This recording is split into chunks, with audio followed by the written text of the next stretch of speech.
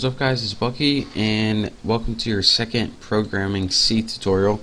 And in this tutorial we're going to be building a basic calculator.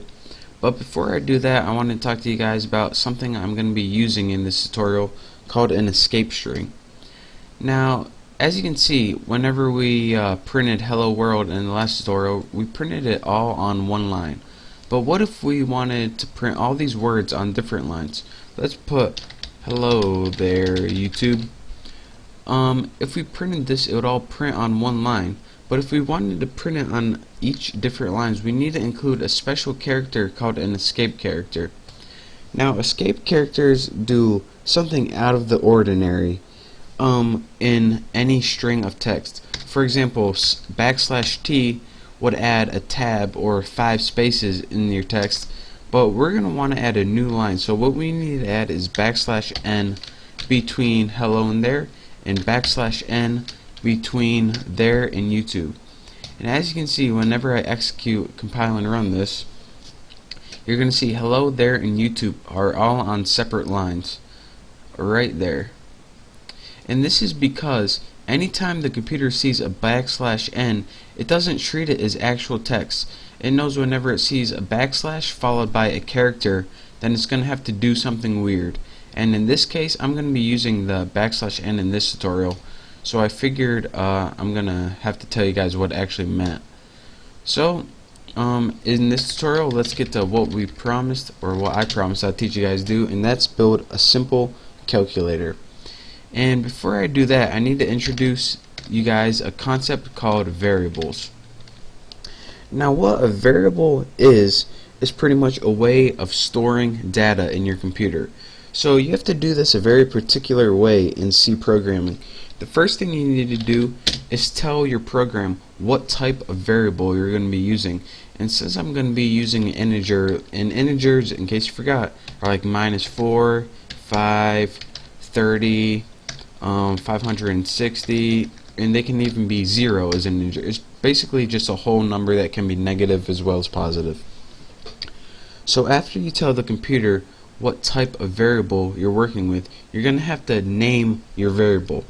And you can name it whatever you want. You can name it baboon if you want. I'm going to name my num1 because it's just easy to remember. And don't, when you're naming your variable, don't name it starting with a number. You can use letters and numbers. You can't use any symbols like that. But make it start with a letter, and that's pretty much all the rules you guys need to know for now. Just don't name anything weird. So in this calculator, we're going to have to enter 2 numbers, and it's going to calculate the sum for us. So we already have a variable for our first number. Let's put int num2. That's going to be our second number, and the last is going to be an integer called sum. So now that we have all our variables, we actually need a value for these variables, and we're going to have to get the value from the user itself. So right now we have 3 variables, and let's enter just a statement on the screen. Put enter your numbers, and this is just going to make it easier for the user, so the user is going to be able to see what they have to do. The next function that I want to teach you guys is a function called scanf, and this is a function that's going to allow the computer to get value from the user and plug it into the variable. So if you're wondering, alright, how the heck does this work? Well, pay attention and you'll learn. Type in scanf and add all your parentheses and semicolons, and inside your first argument, inside your parentheses, you're going to have to tell scanf what type of data type it's going to be receiving. And since we're going to be working with decimal integers, we're going to want to put %d. Now this % acts to tell us what data type, and the D right here stands for decimal integer. And that's the first thing you need to put in scanf.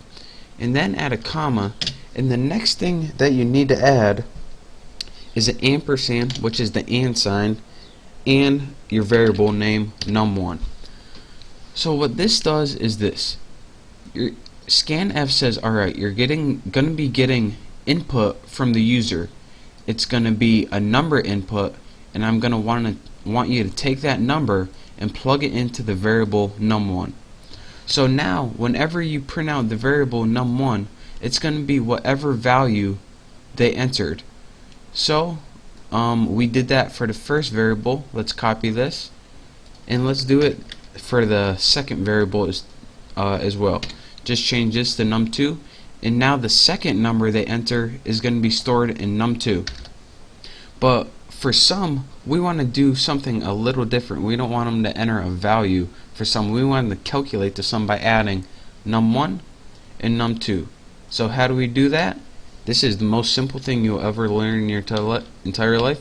Put sum equals num1 plus num2. Bam. Now the sum variable is equal to whatever number they put in for num1 and num2.